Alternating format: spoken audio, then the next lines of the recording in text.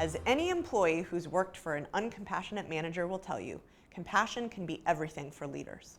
And indeed, a recent study found that 2/3 of employees say that they would put in more effort and be more effective if their manager were more compassionate with them and listened to them more. And there's good news. 96% of the general population is actually hardwired to experience empathy and compassion for others. There have been studies done in macaque monkeys, which is a genus similar to human beings, that finds that in our brains and in the brains of monkeys, there's something called a mirror neuron. And when we experience someone else in pain around us, our brains actually mirror that emotion so that it's almost like we're feeling it ourselves. So what's the problem? Why are so many managers not compassionate? The problem is our day-to-day lives. We get busy, we get stressed, we get focused on ourselves above all else, and we forget to show that inborn compassion that we're all capable of. Now the caveat to this, remember I said 96% of people are hardwired for compassion? 4% of the general population are what we call sociopaths. Sociopaths are physiologically not able to experience empathy. So if you're a sociopath and you're watching this, I would suggest that you watch another video. But for the rest of you, we'll go over a couple of tips to improve your compassion and empathy with your team. Let's get specific about what compassion means. The way I like to think about it is as an equation. Compassion equals empathy plus supportive action. And the best way to understand this is probably to talk through an example. So let's say that you're walking down the hall of your office building and you see an administrative assistant who's carrying 5 boxes and can't see. And she trips on the carpet and falls over and drops the boxes. If you experience empathy, you might have a physical reaction, again, those mirror neurons, and feel really bad for her.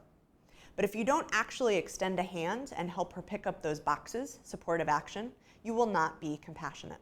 So any leader who wants to have the benefits that any leader can experience of compassion, you need to not just empathize, but you need to go out of your way and support whatever that person needs at that moment. So I'd like to give you one tool for empathy and one tool for supportive action to help you measurably improve your compassion with your team. Let's start with empathy. One of the most straightforward ways to demonstrate empathy to your team is to show them that they are more important to you than just the people who come in every day and work for you.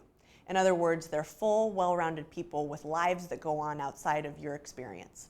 And the easy way to do that is to learn the names of the people that are important to them in their lives. Their spouse, their kids, even their pets. And think about it. There's a fundamental difference between these two questions. Hey Bob, nice to see you. How was your weekend? And hey Bob, nice to see you. How was your weekend? Did you and Nancy do anything fun? Again, that shows that you care about Bob in a way that's more than just Bob who works for you. He is Bob, the full and complete person with people in his lives that matter. Let's now talk about a tool to demonstrate supportive action to your team. Remember, it's not just enough to empathize with them. You have to actually show them through your behaviors that you support them. So the simple tool, that's actually so simple that it's startling, I call the photo frame trick. As you know, one of the most important prerequisites for compassion is when somebody is actually focusing on what you're saying. Think about it. How often on a day-to-day basis are you talking to one of your employees while you're finishing an email? Or you're talking to one of your employees and your friend walks by behind them and you wave to your friend. So just the simple action of focusing on the person you're talking to, your employee, can infinitely improve your compassion. So that's supportive action.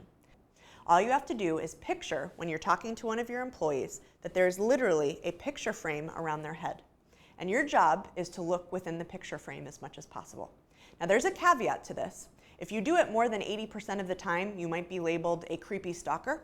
So try to look at them as much as possible and naturally move out of the eye contact, but really focus within that frame as much as possible.